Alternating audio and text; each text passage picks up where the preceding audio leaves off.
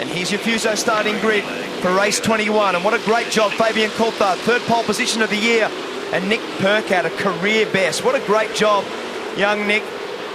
Around these streets at Townsville, very difficult racetrack. Will Davison third, bit of aggro there with Scott McLaughlin alongside him and Shane Van Gisbergen and Craig Lowndes. What an unbelievable job to have that car back on the grid. Tim Slade, unfortunately, out of the previous race. Jamie Whincup, what an incredible result to come from 10th in the previous race. He's 10th again, so lots of work to do. Lots of work also for Garth Tander. The highest placed forward, Chaz Mostert, in 12th. Jason Bright, who was at the pointy end of the previous race, a fair way down. Dale Wood, good job alongside Michael Caruso. Dale in 15th. David Reynolds struggling in qualifying, 17th. Robert Dahlgren, good job to be alongside him. And Mark Winterbottom, series leader, the man that's leading this championship, way down in 19th spot. Rick Kelly forged his way forward with a bit of panel damage. Russell Ingle, 23rd. David Wall, 25th. And Todd Kelly, 25th after that drama with Jack Perkins in the previous race. Guys, welcome to one of the best viewing positions anywhere in Australia for V8 supercars. We're right on the edge of turn 7, turn 8 and turn 9, and as the cars parade through, you get a feel for what the view is like here. That's why regulars who know this racetrack come back here year after year and stake out their spot. It is the spot to be, and as the sun sinks over Castle Hill, you get this beautiful twilight afternoon and you sit back and enjoy the V8 supercars. There is nothing better, and that's why Rob and Carolyn and Cooper have come from Bowen, 2 hours away.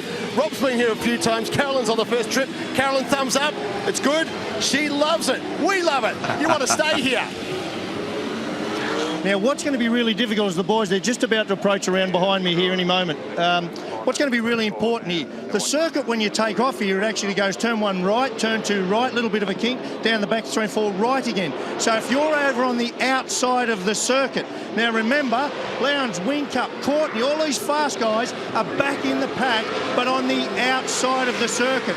The trick here will be as they run down here, they're going to find an opportunity very quickly and get themselves tucked in over there. Here they are, gridding up. So there's Lowndes, look, outside, up along behind him. Courtney, outside. Here comes Whincup behind him, outside. So I know you like to watch the front of the grid, but I'd be watching the middle of this pack. Fascinating stuff.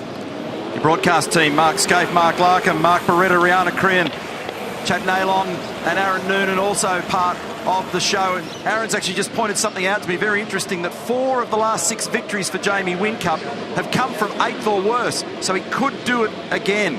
He's got amazing stats here. We've got a green flag, 25 cars, our second V8 supercar race. Super Street race of 2014. Problem for Coulthard. The car bobbled, but it looked like he still got away. Lowndes made a good start as well.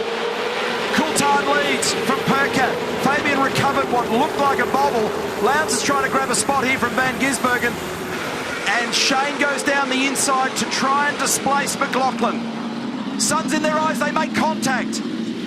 McLaughlin gets shoved wide. That allows Will Davison up. Craig Lowndes will snip him as well. And he does so at turn 3. So McLaughlin's 1 out and 1 wide. And did he make contact with the wall then? It must have been super close. Coulthard's bolting. Oh, he's very close. He's down the inside of Lowndes. This is where Lowndes crashed in the previous race. And McLaughlin has had his ears boxed in the early part of this race. Van Gisbergen didn't need to do what he did. He gave him a bump and pushed him wide. He lost 3 spots as a consequence. Again, a pretty wild start. Turn 2 here just turns it on. Car in the fence. Erebus entry. Car number 4, Lee Holdsworth. Is there a bit of rubbish on the road down there as well, or was it just the sheen of the racing line on that particular shot from the chopper? There was a real hue on the road there that looked like there may have been something odd on the surface, but Holdsworth is in trouble down there. What a shame, but a ripping start here for Coulthard. A little bit of wall contact then for Dale Wood. Car number 21 on the exit of turn 12. It's a margin of 1.2 seconds, Coulthard to Percat. It's a very good start for Nick. He's got a little bit of airspace around him. Van Gisbergen cleanly in 3rd. Will Davison in 4th. And Lowndes still hovering here in 5th. Here's his teammate. And Whincup puts a move on Slade and moves up into 10th. Good pass. May not be, yes, he's got enough clearance there to get away with that one. So good pass, Jamie Whincup.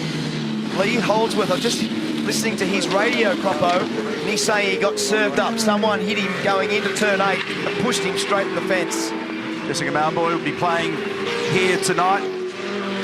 It's not only action all day on the racetrack, but there's a lot of activity going on tonight as well.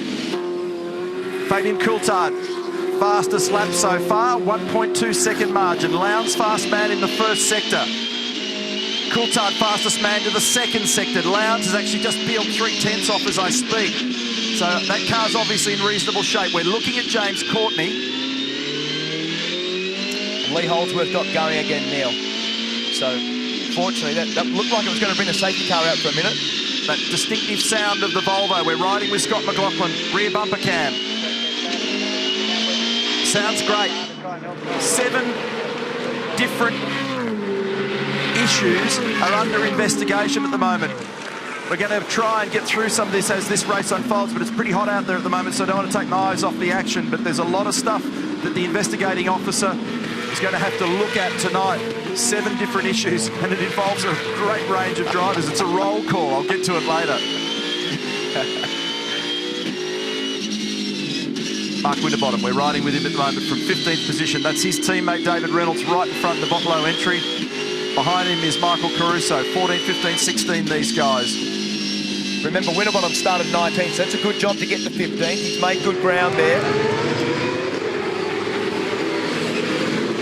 So in general terms, a little bit cleaner start to the race. Yep. Still a fair amount of push and shove, but nowhere near the level of spite. And Fabian Coulthard showing very good early pace. 1.7 seconds. The start. And there was that little bobble from Fabian. All of a sudden, I thought he may have stalled the car, but he got away cleanly. Have a look at Shane Van Gisbergen. Had to go down the pit lane exit to be able to make some space. Joined by a couple of others as well.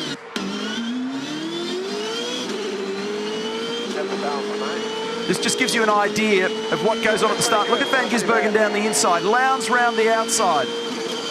And it's very difficult down here with the sun.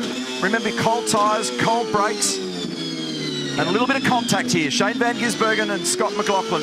We saw that movement in the car.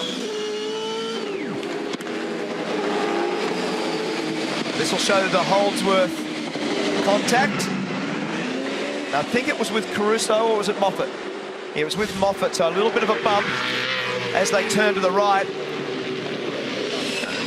Just picked up a radio message. Someone's going to be pitting this lap. I think it may have been Tim Slade, but I'll get that verified. Yeah, he's got the same steering issue as he had in the last race. He's complaining over the radio, but still being affected by those steering dramas. Guys at Lockwood Racing are looking at that next tyre set, working out their pressures. They'll have had feedback from Fabian as to how those existing tyres on the car are pressuring up. Remember, it's a much cooler period of the day now. The shadows are longer. A heap of people now taking the opportunity to come in and get that stop done. A lot of early stops here, so Davison, Hey, check this out, guys. Sorry to interrupt. I love this. These 888 guys just came out here on the lane. They're ready for the stop. The second they did that, these guys here at FPR were hiding behind the pit wall there. Bang, now are out. They don't want the undercut to happen. One car comes in, gets on fresh tyres, gets out ahead of his mate. He can bang in a good lap time. We'll get out of the way here. The 9 cars have come in. Contact. Davison, Courtney, Mostert, Whincup, Slade, Bright, Reynolds, Pye and Caruso are in. Here's Whincup.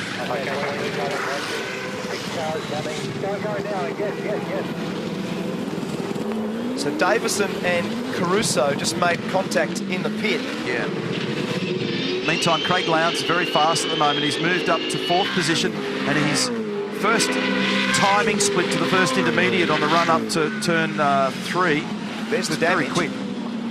Front left-hand corner, that car's got a scar.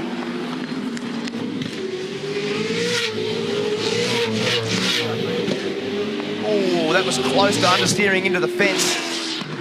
So hard when you come back out on cold tyres. It's very, very difficult to read how much grip you've got when you get out of the pit there and you make it to turn 2. So here's Craig Lowndes also stopping. McLaughlin, Winterbottom also in at the moment. So a lot earlier strategy this time. Tander's quick. He's just done a 14.8, moved up into 4th position. A little squirt of fuel and rears for McLaughlin. cold rears, so the car for the first lap or two will be unbalanced. Problem with the left rear then, correction, the right rear. Actually had a drama, they changed guns, did they? Yeah, that's cost him a lot of time. It's a pretty simple change, that one. Normally, 2 rear tyres. That will have hurt Lowndes.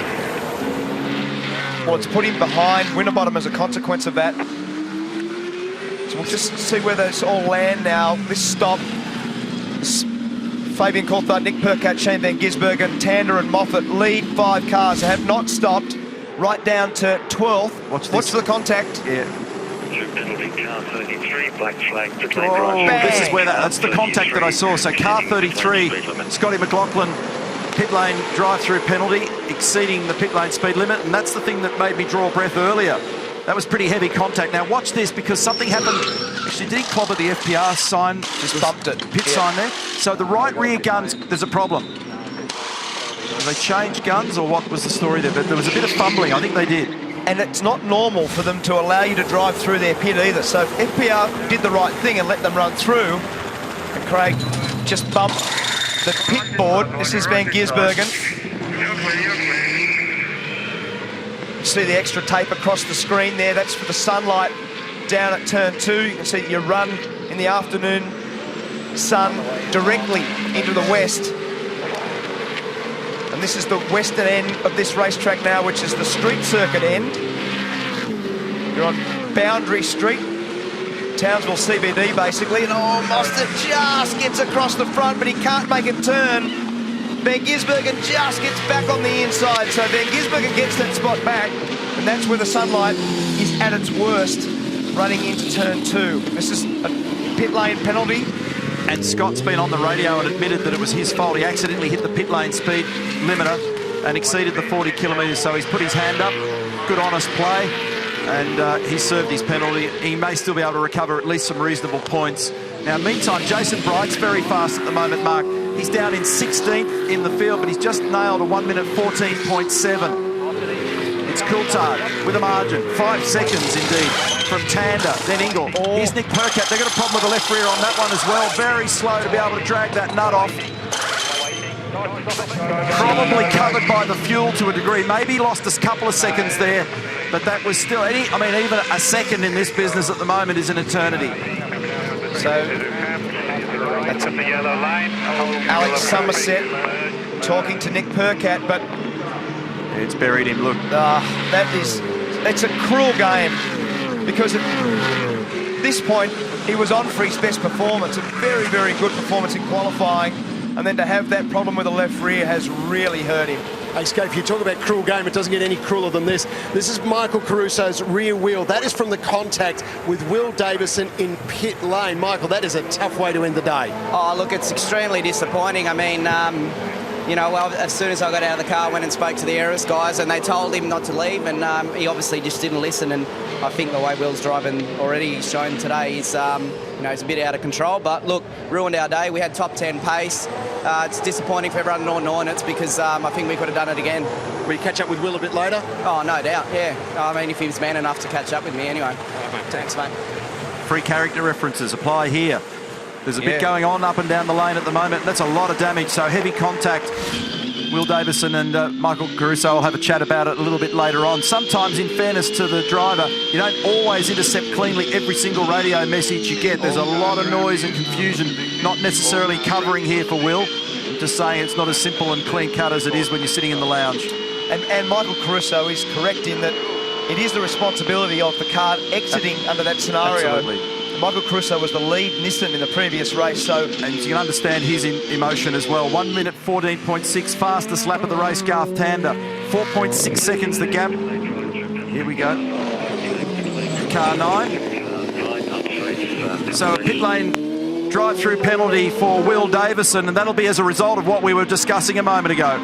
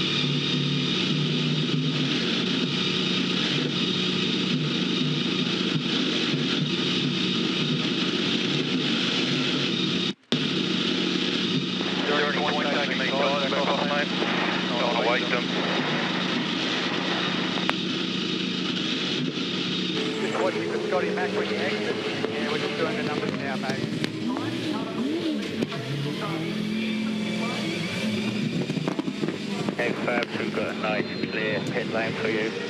Stop at the mark.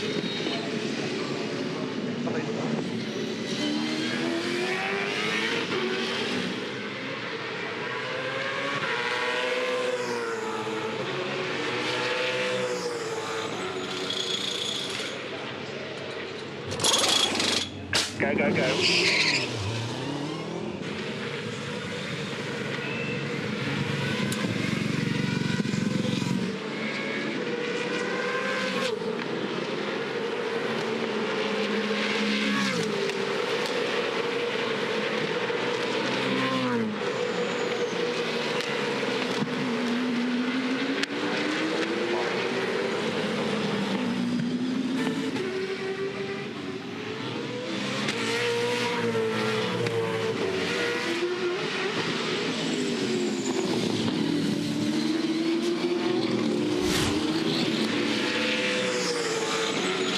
Welcome back to the Castrol Townsville 500. The race leader, Fabian Coulthard, in at a margin, but as he arrived in the pit lane, very slow. We might get an explanation on that shortly. There's still a couple of guys to take their stop. Garth Panda's just come in as well. He assumed the lead of the race. So still to be processed, Todd Kelly, David Wall and Lee Holdsworth. Fabian Coulthard rejoining here. Here's this thing that I mentioned a moment ago. The arrival slowed it right down to the point where it looked abnormally slow. There was something odd about that. We'll try and get to the bottom of it. It wasn't a gear. Yeah, no, I'm just down here with the boys. I was just talking to Bradley. So it seems to be a little bit of a reaction that you feel he was pinged unfairly earlier on and he's maybe overreacted. Well, look, you know, it cost us a lot at Winton, and so he's just a bit cautious. I think he just locked the rears a little bit going in. Really, our focus was to make sure we got out in front of James. So, you know, it's, as you can see from the race at the moment, it's hard work there. But if he can stay at the front, then we're in it with a chance. Looking at his pace in the pit lane, mate, reminded me a lot of yourself. Oh, look at that. You don't want to be watching. Talk to me. Nice work. He's off. We're going to come back to this. Sorry, Larko and BJ, but a problem here for Coulthard. He went wide. He tried to cover in the same way that Jack Perkins and Todd Kelly got involved in that stoush between 2 and 3. And he was very lucky not to end up wearing the wall down there then, Fabian Coulthard. That sign in the background, by the way, there before Get Well Pete, refers to Peter Harker from Holden Motorsport, unwell in Townsville Hospital at the moment. Everybody in the V8 supercar community wishing you well, Pete. So that was a big moment there for Fabian. Remember, he's just done his stop, so 50% of his tyres are effectively cold. Watch this. This is where he tried to cover to the right, but he's gone in so quick he couldn't turn it. And all that steering lock on, up onto the top of the AstroTurf and brushes by the tyre wall. And this is the move. So we're on board with Courtney. That's Tander and Coulthard. So he just shifts it over. Got away with that part. But because he's on fresh tyre and because he's narrow, he can't stop it. So he understeers off. So lucky not to make the fence. Have a look at this. Right up. What a great shot. And what a great save. Oh, nothing in that. You can see how vital every single position is. Adrian Burgess, Ryan Walkinshaw, Holden Racing Team bunker. The leader at the moment is Todd Kelly. He and Lee Holdsworth have yet to stop. But the first in the queue has stopped is Garth Tander and James Courtney. So the reason why you got the big positive reaction in that garage there was because that was effectively for the race lead. Fabian was fighting for the race lead and he lost it with that shallow turn in down at turn 3. Well, Adrian Burgess, what an emotional rollercoaster you've been riding throughout the day. Disappointing for Nick Percat. He was on for such a good result in that race, an issue with the pit stop. But then to have Garth Tander and James Courtney going so strong in this race. Yeah, look, there's a long way to go. I mean, we've been on the pace all weekend. Gutted for Nick there, but look, he's a young lad. He's got the pace. He's got the team around him. We've just got to get these two guys now to the flag, and we've got to let them race. We want to provide entertainment here, so they're allowed to race, but equally I'll be happy with the 1-2 at this point.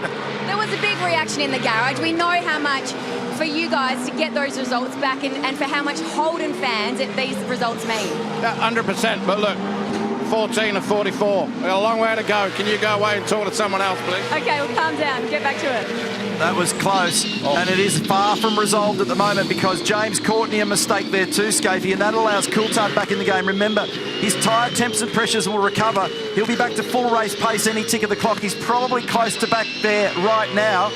And this is going to be a real battle to the end of this race. When we were finishing the chat with Adrian Burgess, Courtney was out of control. He had the rear wheels locked, and he only just made turn 2. Very, very close to going in the fence. Here it is. So watch his hands. Here he is. He's just about to make it. Gets it turned, misses the apex by a mile, but he almost went off. And there's Fabian. And he had to modulate the brake pedal, which means that he just had to go on and off the brake pedal a little bit. He was protecting it, a bit of debris coming off one of the cars there, protecting that tyre set because he couldn't afford a big flat spot. And there's where all the work was being done. So that brake pedal was alive. Hands were going, feet were going. So he did his level best to make sure in this very spot on the racetrack, he didn't lock everything up. So he's got Fabian right behind him, heel and toe. We'll stay with this because it'll give you an understanding of the foot skill involved in motor racing as well. This is coming up to turn 3. A little pressure tap to make sure that he's got brake pedal height. See how judicious the use of the throttle is there. A lot of horsepower and a lot of torque. Very easy to make wheel spin. Carries the brake. Kelly animated on the radio at the moment. Another little pressure tap. The reason for that in particular on a street circuit, because they're clobbering the curbs so much, it actually gives you a little bit of what's called knock-off. So when you go for the brake pedal, it's low. It depresses too far into the footwell. It tends to excite the rear brakes. You don't get enough stop at the front. So a little pressure tap just brings up the pistons inside the brake caliper, pushes out the brake pad, gets them up nice and close to that brake disc, so you've got a nice firm brake pedal when you go for the application. They don't need to lock the rears and skate into corners. There'll be a few guys battling that this weekend. Yeah, that was Rod Starr just saying, reminder about your bias, buddy, because the brake bias is the amount of front or rear brake that which the driver can actually alter in the car, and that was a little reminder. James got a bit of understeer. He had to carry so much brake there. Did you see that Fabian actually clawed a few metres back? So you could tell then by what was going on in the footwell, James has got to hold the brake, carry the brake through the corner. Did Fabian give that a rub? If he didn't, I reckon it was about 3 thou away. And he had to carry the brake pressure into and virtually around the corner before he cleared the brake pedal, James Courtney. So that means that it's not quite to his liking in a couple of these slow speed corners, but one of the other difficulties that they deal with at this racetrack and many others is you can make your car work in certain corners, the medium and perhaps the high speed corners. You might need to sacrifice its balance in 1 or 2 spots around here. Try and set the car to give you the greatest yield and pay a little price in a couple of other spots. Absolutely, and that's why on the parkland, this permanent part of the racetrack is so different in its characteristic, Neil, to the street circuit end on the western end of the track. So this is the main straight. That's Boundary Street that runs basically between the circuit, and the permanent aspect is in the foreground. The street circuit is down on the western side. What a great scenic look at Townsville. And Magnetic Island just off the coast out there in the background. The water looks gorgeous, doesn't it? On board here with Rick Kelly. This is not a scenic look. No, this is not scenic. This is hard work for him at the moment. In that midfield, it's never easy. And right behind him is his teammate, James Moffat. Right in front of him at the moment, you can just see him turning in down there is Russell Ingall. And that westerly setting sun for them when they turn in at 2 is very difficult to deal with. Quite tricky to see the apex down there. You get a sense from this shot of how difficult it is to pick up other things in your peripheral vision. You've got the wings on the seat, you've got the helmet, you've got your hands device that supports your head and neck, you've got the window net, you've got the B-pillar that Mark Larkham eloquently explained a little bit earlier on. So it's very, very easy to not be able to see what you're looking for in terms of those that you're racing. On the subject of racing, look how tight this is. This is effectively for second and third. Remember that Todd Kelly and Lee Holdsworth are yet to stop. They've got a 0 against their names at the moment. First in the queue has stopped is Tander, then Courtney, then Coulthard.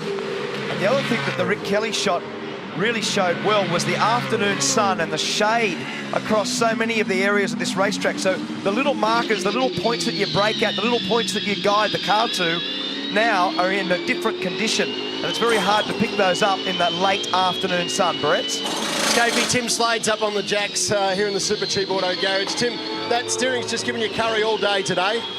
Yeah, didn't really give us too much grief in qualifying, but in the race, you know, the first race sort of radioed into the guys early on and said something sort of not quite right, a bit vague in the front, and then it progressively got worse, and then the boys changed rack in between races, and exactly the same things happened. So it's I don't think it's a rack. I think the boys are onto it now. It's maybe a suspension arm. The good news is tomorrow's a fresh day, a big 250-kilometre race to look forward to for you. Yeah, I have to look ahead, look forward to that. You know, our pace in qualifying this morning was relatively good. You know, I was happy, especially after the last few races, for us to be back inside the top 10, couple of sevenths. So hopefully, you know, we can repeat that, if not better that tomorrow morning, and have ourselves a nice, clean race and no extra tours through pit lane would be good. Good work. Hang in there, Tim. Thanks, mate. Thanks. Looking at James Courtney on screen at the moment, the Coates Hire leaderboard shows you the order with Todd Kelly and Lee Holdsworth still to pit, take their compulsory stop. Todd's got a 13.5-second lead at the moment at Jack Daniels Nissan. It's race number 300 for Jack Daniels Racing in Australia tomorrow. We'll celebrate that. There'll be some special livery on the cars. Look forward to seeing it. Holdsworth in second, and then it's Garth Tander. Oh, safety car. We've got a safety car issue. Safety car, scramble safety cars. Voice of former Formula 1 and sports car racer Tim Schenken, been our race director in the V8 supercar business for a long time.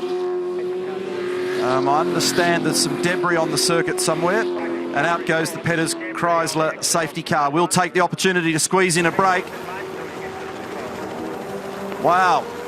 We're looking forward to coming back to Townsville with more of this.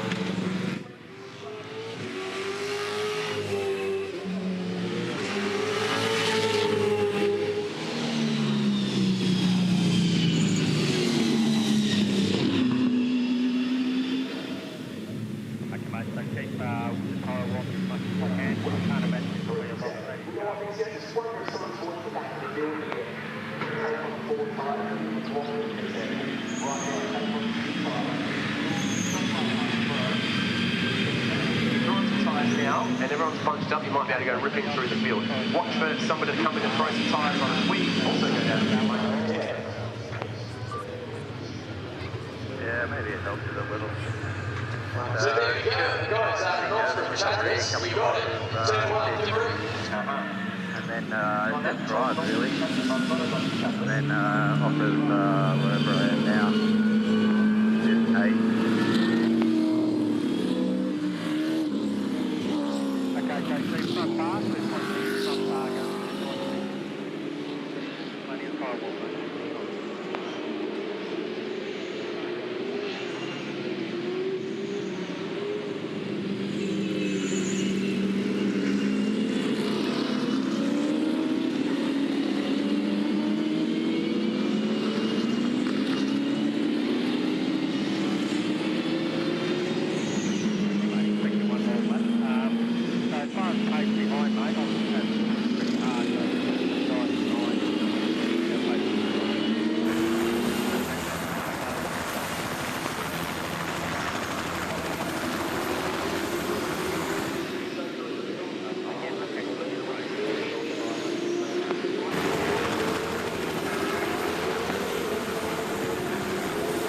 Welcome back to the Castrol Townsville 500, driven by TAFE Queensland. We're celebrating the tradespeople. There's a range of students that are placed all around this precinct. And it's a great afternoon, beautiful winter sunshine here in Townsville today. Extraordinary temperatures. It's shorts and T-shirts, and we're on lap 21 of 44. Race number 21 of the V8 Supercars Championship. Now, Scapey, here's the update. I was going to ask you, I knew you had some information on this debris, but there it is, living colour. Which is actually at turn 1. It's the little kink in the main straight. So that's been removed. In the break, cars number 7 and 4 pitted as well. So Todd Kelly and Lee Holdsworth have now come in, and that's resolved. Everybody having their compulsory stop. There's the super top, by the way. concerts tonight, Jessica Malboy, and there's an extraordinary array of activities on there. Doesn't it look fantastic? And that gives you an idea of the transporters, of the hospitality areas, the pit area, and the fans that are aligning this circuit at the moment. A word also for Chaz Mostert, who qualified 12th or 13th from memory. He's actually snuck up the order nicely here. He's in 5th. He was a little bit quieter in that earlier race, but he's actually found some form. 12th, Scapey's pointing to a number for me at the moment. So 5th for him. He's actually made net ground. A few others haven't really done much. No, that's right. Craig Lowndes hasn't moved very much. Whincup and Winterbottom, Whincup has only moved 2 spots, but Winterbottom, good job from 19th to 10th. So that's very good. And in terms of risk management, just a very good methodical way of moving forward for Winterbottom. Don't take too many risks. That was Anthony McDonald before at the Holden Racing Team, hiding behind the helmet. This time round, we'll go racing again. Things are looking nice for the Holden Racing Team. So James Courtney, Garth Tander, Fabian Coulthard, but there's a long way to go. And Fabian is going to stay glued to the back of Courtney as they face the starter once again. Away we go. Van Gisbergen's still in this. So's Mostert. So's Lowndes. Don't discount any of them. And with some of the desperate behaviour that we've seen today, I reckon there's half a chance to go to the last lap again like it did in Darwin. Isn't that a great sound? Turn 3, heading north. Riding here with Whincup. It's all that load that I spoke about earlier in the broadcast when we're looking at the track map of how much punishment the driveline takes and the suspension as they pound over those curbs. It's an engineering miracle that they take this level of punishment as long as they do. Now Coulthard's staying with Courtney here. Look, he's stalking him. They've drawn away a little bit from Van Gisbergen. Remember, Shane was unhappy about the balance and the behaviour of the rear tyres in the previous race. A quick word to him before the race. Now, they'll have made a little change. Jeff Slater, his engineer's done a terrific job this year in concert with Shane in understanding how to get the most out of that car. Techno have punched above their weight, led by Steve Hallam. Done a nice job.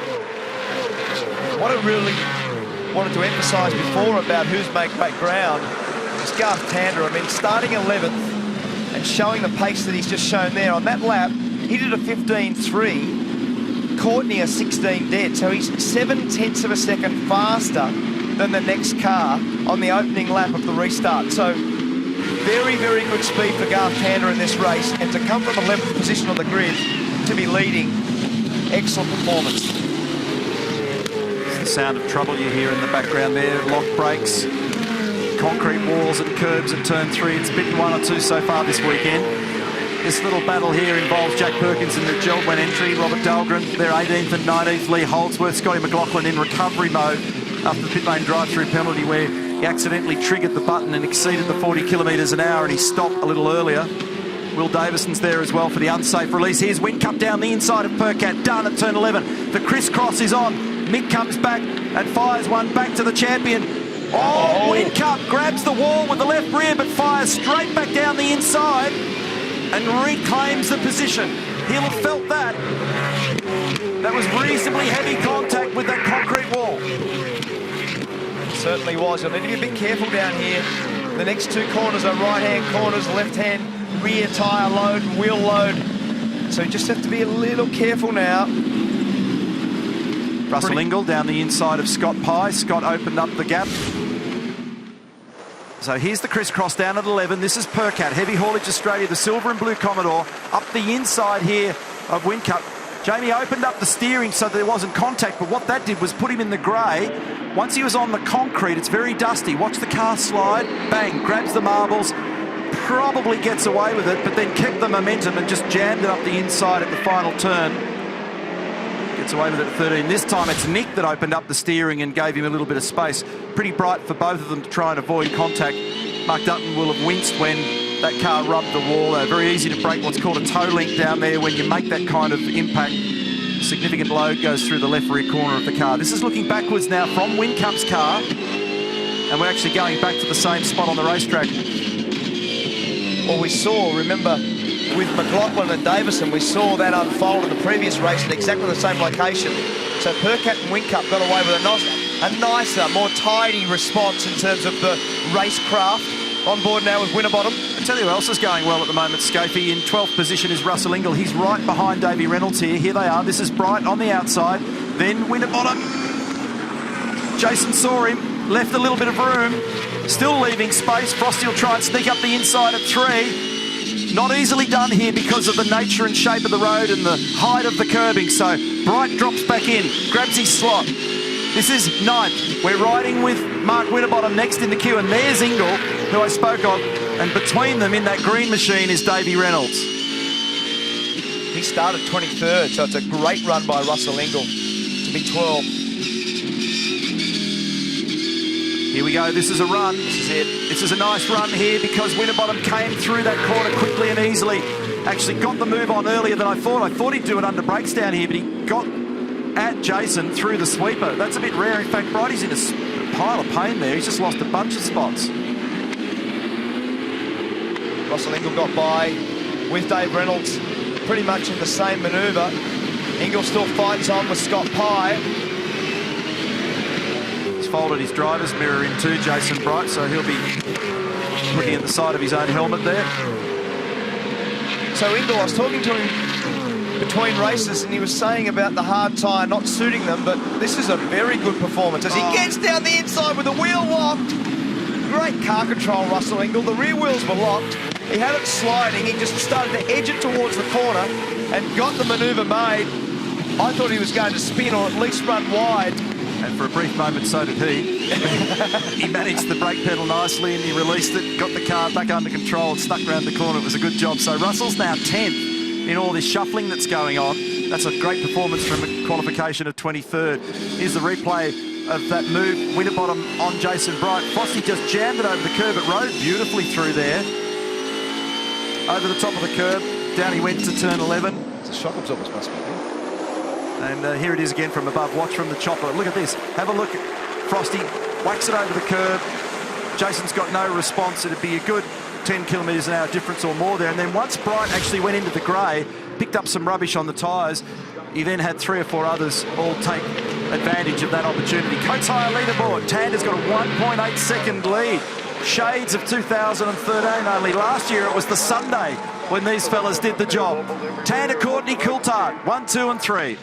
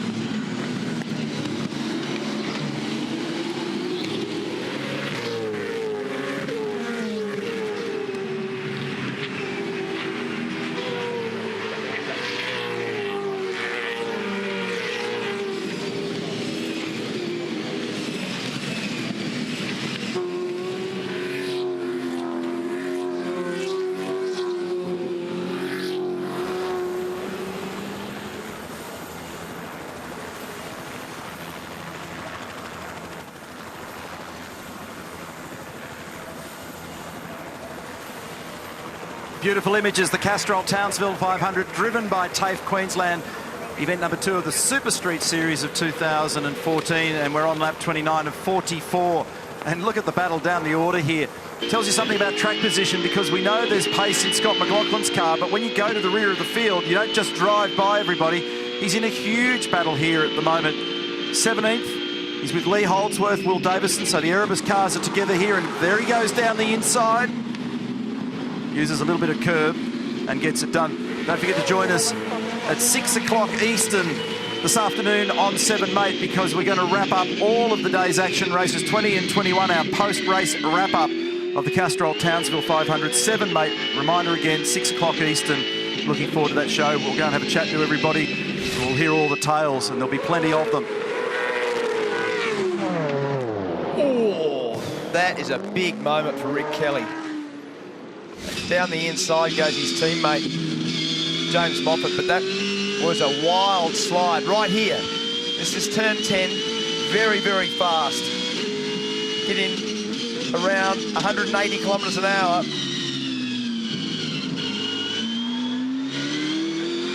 15 laps to go. Tandem 2.7 seconds the margin. Last podium for Garth. Phillip Island 2013, so it's been a dry argument for him. And earlier in the weekend I was at a function with him, and I talked about him having a season best 4th in Darwin. He screwed his nose up like it was no big deal. Well, already we've seen a big improvement this weekend from those guys, and he's now staring at the possibility of a really solid result, getting maximum points, 75 of them. And that would make 11 different winners so far this year. So good battle still going on here. Mostert under a huge amount of pressure from Craig Lowndes, and right behind, we're on board now with Jamie Whincup looking forward.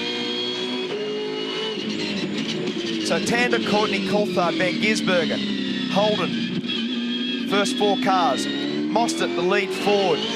Lowndes, Whincup, Percat, Winterbottom, Ingle, that's your top 10. We're going to stay on board for a lap of the Reed Park Townsville Street Circuit. Crank it up, have a listen to this.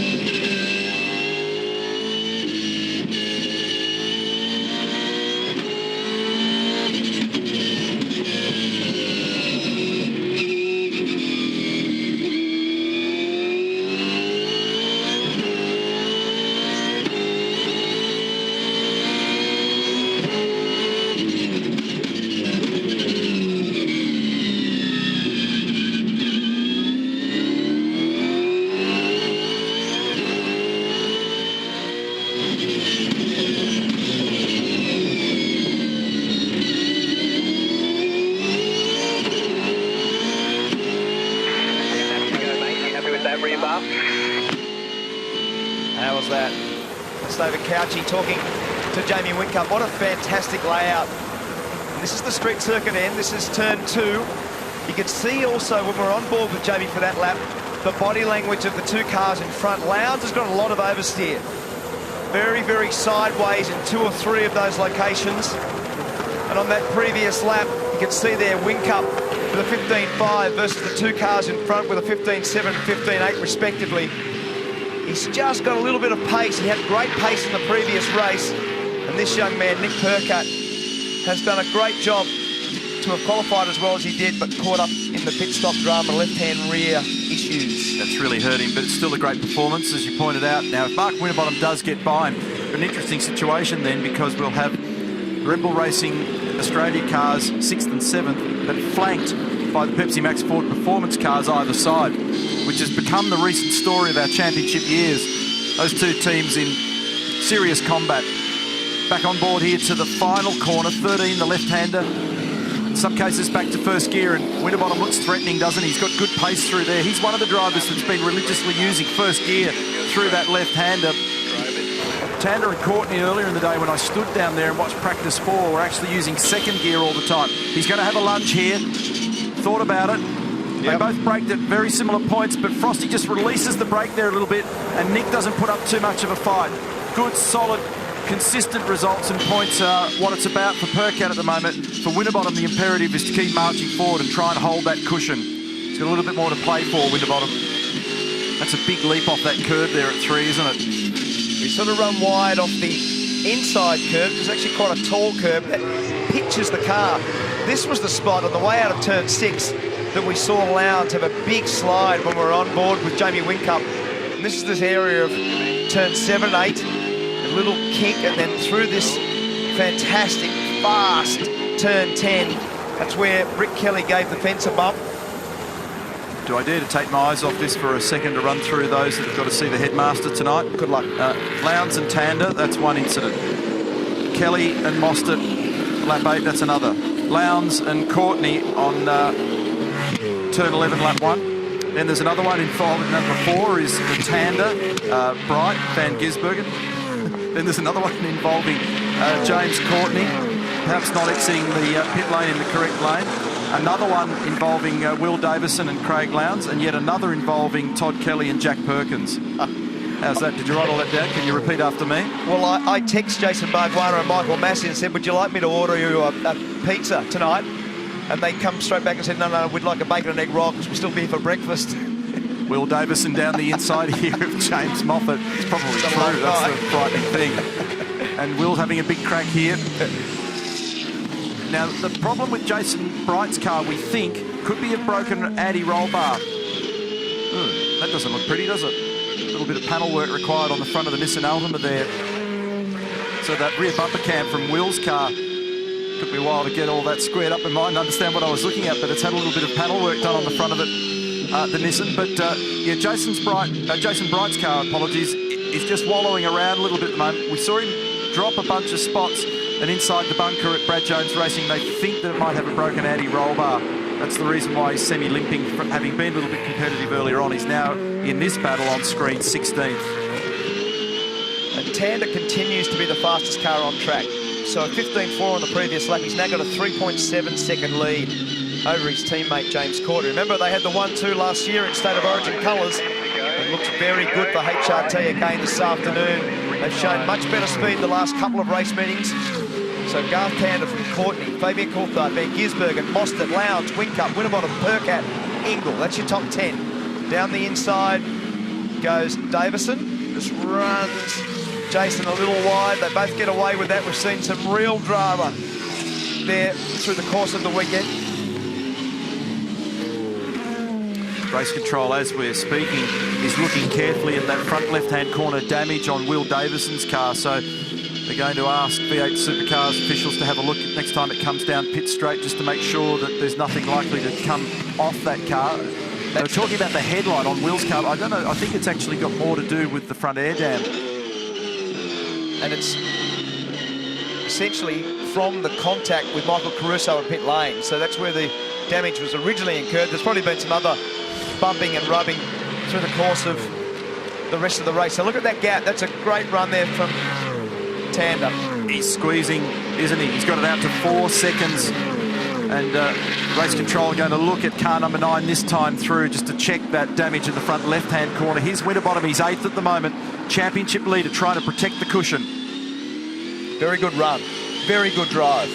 When you start 19th and you forge your way forward like he has to 8th, that is a very good drive. They've certainly found consistency in their cars in the mid to late race. That's been no drama at all.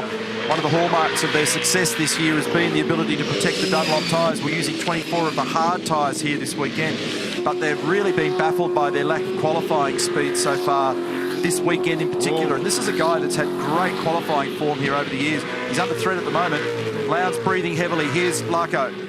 Yeah, well, I'm just here with Tim Edwards. In fact, watching it with him, mate. I'd call this nice teamwork, Tim.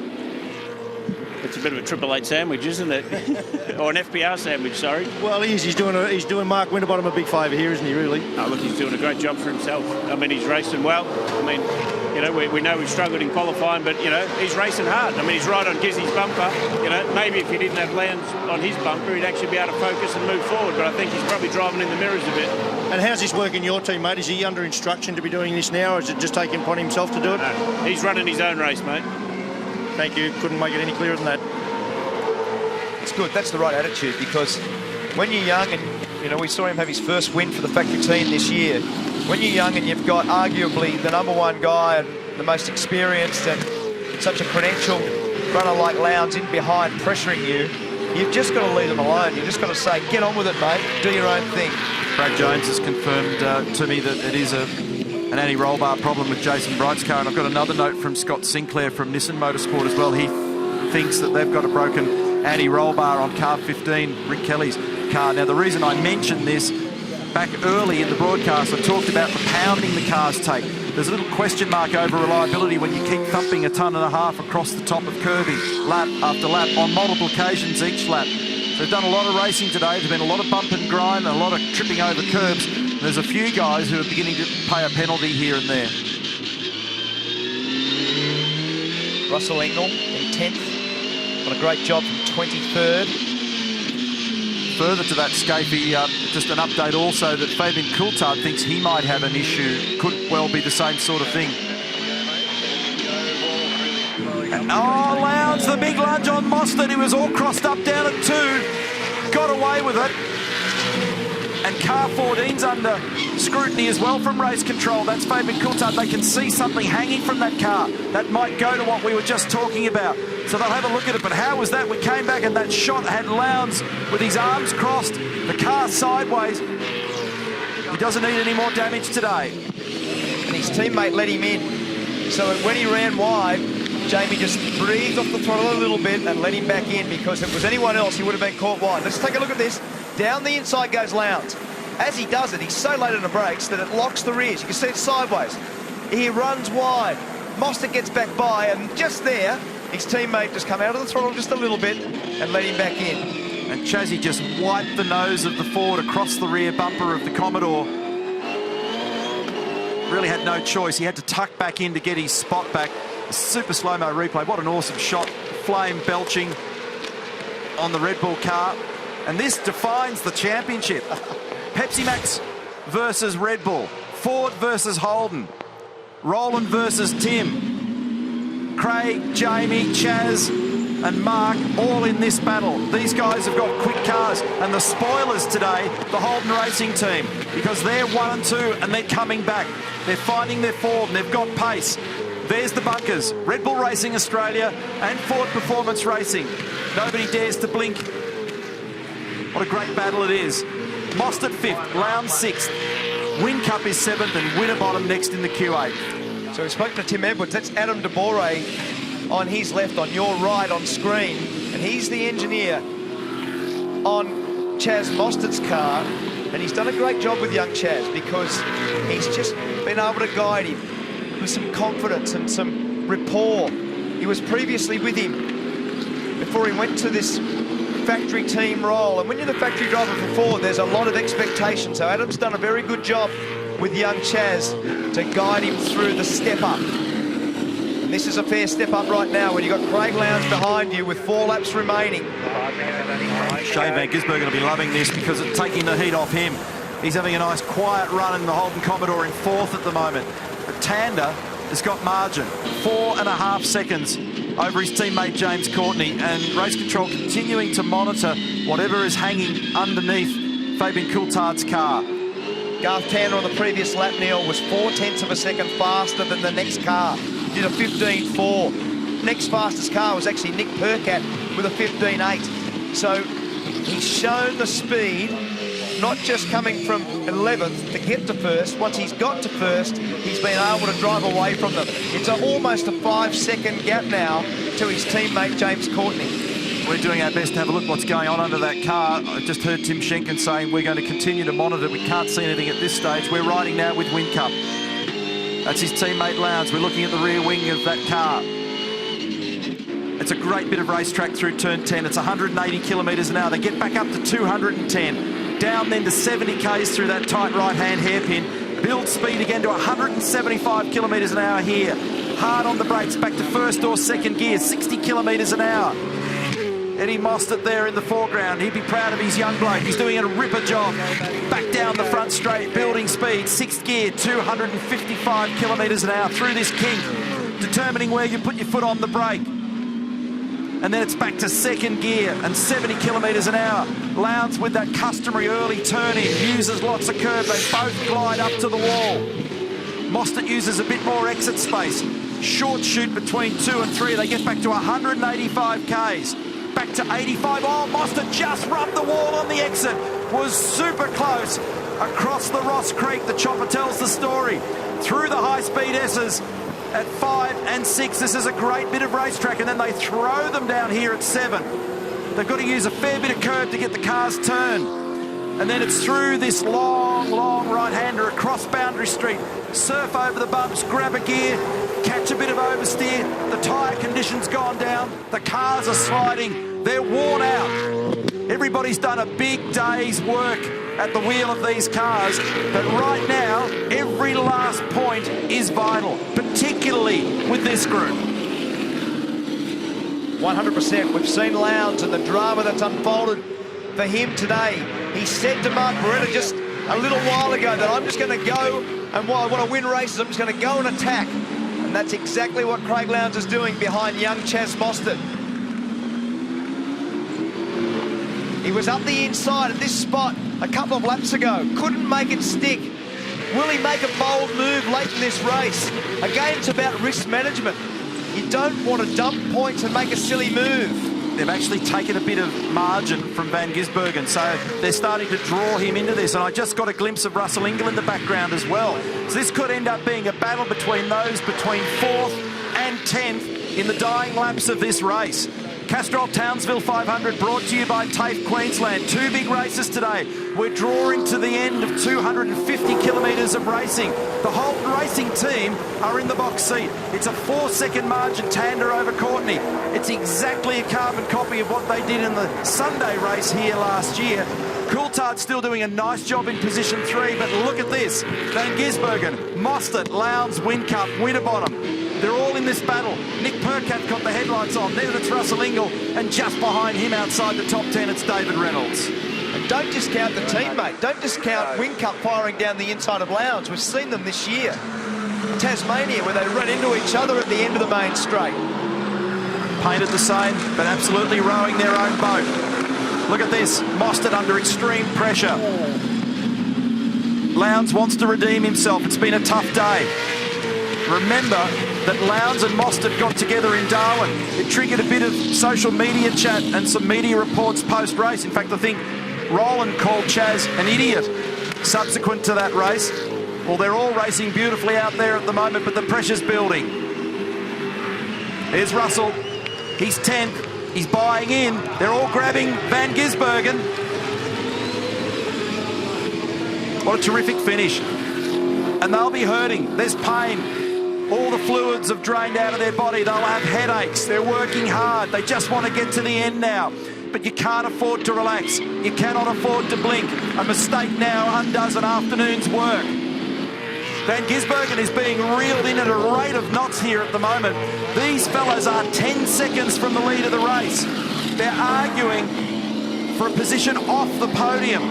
It's 4th, 5th, 6th, 7th, 8th, 9th and 10th. 3.1 seconds the gap between Tander and Courtney. They might start to think about a form finish, but don't play too many games because Coulthard's right there in 3rd. Have a look at Winterbottom. He's hungry to grab a spot over Whincup. Lowndes is nibbling away at Mostert. Ford Falcon, Holden Commodore. Big battle going on here at turn 2. Is there a bit of life left in this one? Great job this man today, Croppo. That's a great drive. From 11th to be leading. Half a lap remaining. Great response from the crowd. 2.7 seconds. I don't know that it'll be a form finish, but it'll be an impressive finish. Through the fast right-hander at 10. Tander's started to roll out of it. The Holden flags are flying. gently turns it in. No stress in the brakes, no stress on the tyre, no stress in the suspension. This is a breakthrough for the first time since Phillip Island 2013. Off the back of a second earlier in the day, he's back in business. Garth Tander gasses up the Holden Racing Team Commodore and brings it home for 75 points in Townsville. His teammate James Courtney second, Fabian Coulthard third, Shane Van Gisbergen a brilliant job, holds on fourth, and really it's a round of applause and congratulations to Mostert, to Lowndes, to Whincup and to Winterbottom. They've done a great job today. Percat in ninth, Russell Ingall well done in 10th position after fighting back from that difficult qualifying.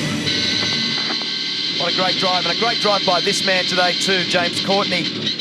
It was a torrid start to the race, and they got through the early parts of the previous race where they were both bumped, they were leading, and they got fired back into the field. They were biffing and barging everywhere. There were cars alongside each other, running into each other in a straight line. And have a look at the reaction. The Holden factory team wins race 21. Garth Tander, great performance from 11th on the grid to win again. So the Sunday performance last year, certainly no fluke.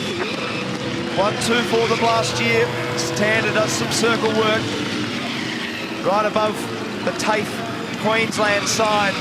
Great to have their support for this event. It's the Castrol Townsville 500. Sixth time we've been here. And Garth Tander, the 11th winner in the 2014 championship. And he just runs down the inside. A really good battle in the middle of that top 10 with Mostert, Lowndes, Whincup and Winterbottom. I've got to say, also feel very sorry for Nick Percat because it was a very good drive all weekend. And to be ninth after that bad pit stop really knocked him around. Russell Ingall, superb performance from 23rd to finish 10th. Scott McLaughlin, good fight back also after the drive-through penalty to get right back to 14th, so back to the middle of the field pretty much. Garth Tander, this will be very, very good for him and very good for the spirits of this team. They've been very competitive, all four cars from the Walkinshaw stable this weekend. And Garth Tander getting to the top of the podium. It's Courtney, maniacs. James Courtney in State of Origin colours, the first to greet his teammate. It's a Holden Racing Team 1-2. It's career victory number 53 for Garth Tander. Both of them have just re-signed in the relatively recent past their deals. Their futures are secure. Their boss is pleased. They've worked hard and they've carbon copied what they did in 2013. There's Blake, Adrian,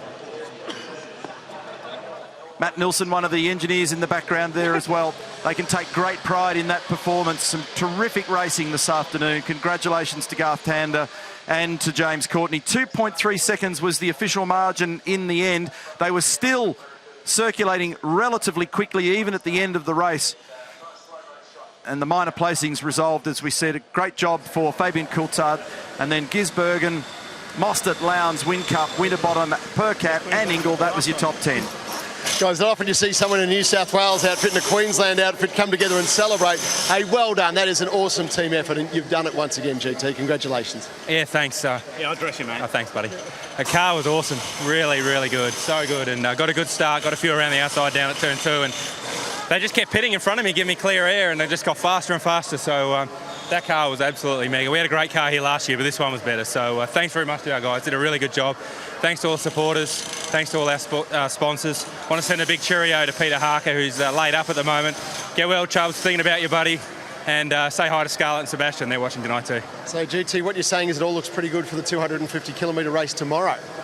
Well, car was really good. I'm going to enjoy it. I'm going to enjoy this now. I'm not worried about tomorrow too much at the moment. But yeah, look, car was really, really good on its tyres. Really consistent. So makes it better for a longer race. So we'll see what we get tomorrow. JC, anytime you can do a Team 1-2 finish is just fantastic. That's some celebration tonight. Yeah, it keeps me in the wrong way around though, for me anyway. But no, awesome result for the team. We both should have been on for an awesome one in the first one, but you know, it didn't go our way. But this one is good. It's even better to fight back. and come through. So these boys have put in ridiculous hours, boys and girls, at the workshop, and this kind of thing has come, mate. We're pumped. It's almost as though you perform better from the middle of the pack under that sort of pressure, isn't it? Oh, yeah. Pressure makes diamonds, mate. Good on you two, Diamonds. Well done. Enjoy the podium. And Fabian Coulthard as well. A tremendous effort, Fab. Well done, mate. When we spoke earlier today, and, we'd said that, that this was a time to improve and to step up a little bit, and you've really nailed it. Well done. Yeah, look, the prep for that race probably wasn't the best it could have been. The boys did a fantastic job getting the car back out there after the damage we'd had. So we will take a podium any day after something like that. So credit to these guys. They did a great job. But yeah, we'll be back fighting tomorrow. You've got a great team. They deserve the glory. Well done, Fabian. No worries. Thank you. Craig Lowndes, I'm sure you've just taken a big, deep breath. That was a big day, up and down with the emotions. First and foremost, huge effort for the boys to get that car back out there for that second race. Oh, you're right, Rihanna. I think that everyone in Team Red Bull has done a fantastic job. Like, the car wasn't pretty after the incident, unfortunately. So the guys to turn the car around in such a short time, I think we had about an hour window. So, congratulations to the guys, because they really did the hard work. I had the fun bit, but yeah, you're right. A tough day, up and down, like a bit of a yo-yo. But, we got some points. We had a really good battle there with Chaz. We had better speed. We just couldn't find a way around him. We had a little go down into turn 2, but of course he got us back. So, yeah, look, it's one of those things. It's been an amazing day. But I'm, as I said, really thankful for the guys for what effort they've done. Hopefully tomorrow we can stay clean and we can have a really good race. Big points up for grabs tomorrow. Those are yours for the taking. Well, I hope so. Yeah, that's what we're aiming for. Good luck for tomorrow. Thanks. Let's have a look at the results. Super Cheap Auto scoreboard. And Garth Tander, as I said before, home by a little over 2 seconds. He rolled out of it in the end from James Courtney. Fabian Coulthard, nice performance.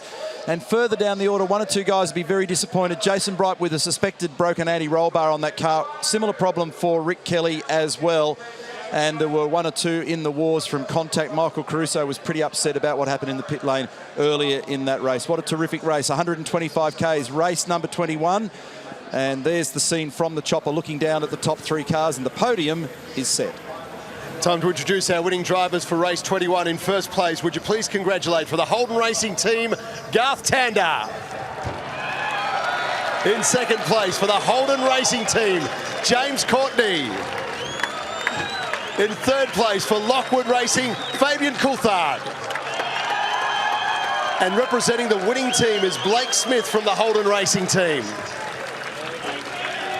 Making the presentation of the third place trophy is John Hathaway MP, member for Townsville. Presenting to second place is Jody Schmidt, Chief Executive Officer, our co-naming rights sponsor, TAFE Queensland. Presenting the Castrol Team Trophy is Craig Telford, National Mining Manager from our co-naming rights sponsor, Castrol.